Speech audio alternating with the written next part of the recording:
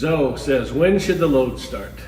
Okay, he posted a video today and I commented that he was taking a panic or an emergency swing because he didn't get the load done. Didn't get the load done on time. And I said, you got to start earlier. So everybody's body takes a certain length of time to achieve the loaded stretch position. You're probably slower at it right now because you're new to it than you will be in a couple weeks or in a year. But there's a feeling that you have to achieve that we want to swing the bat from, and you cannot risk not having that feeling. So, when to start? Generally speaking, handbrake is a good time to start your load, or at least to learn when to start your load. Start there. Start at handbrake, pitcher's handbrake, and then do your thing. And from when you start at handbrake, your load has to be done before or slightly before pitch release. So there's a tempo there. Your tempo is important. The pitcher's tempo is important. And based on your tempo and the pitcher's tempo, which by the way, you should be able to figure out on deck,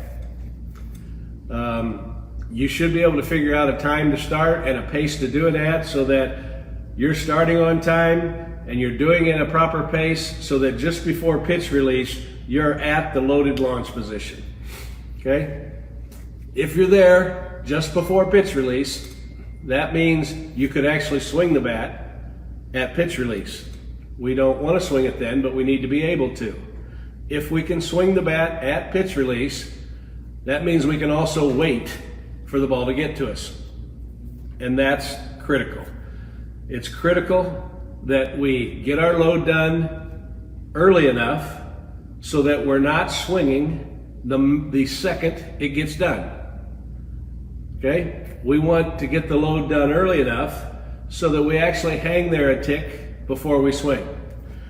The reason for that is if you're swinging, if your tempo is such that you swing the instant you get to the loaded launch position, then you're going to have a hard time hitting the off-speed pitch or the fastball, one or the other.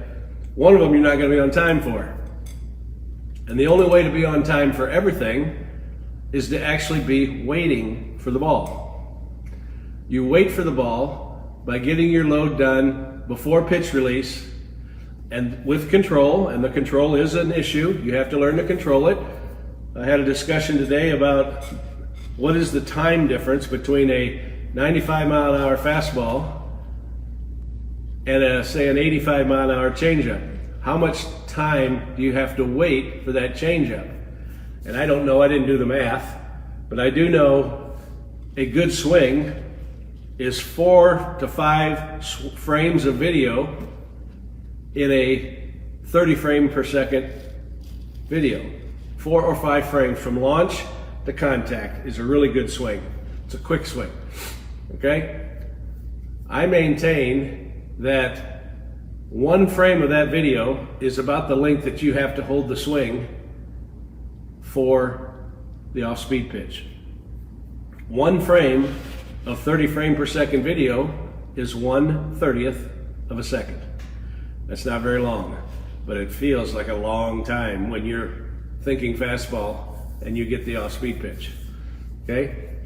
So you don't have to hold it a long time, but you do have to establish control of your launch position. You have to get there on time, you have to get there with control so that you're waiting for the fastball and you wait a tick longer for the off-speed pitch.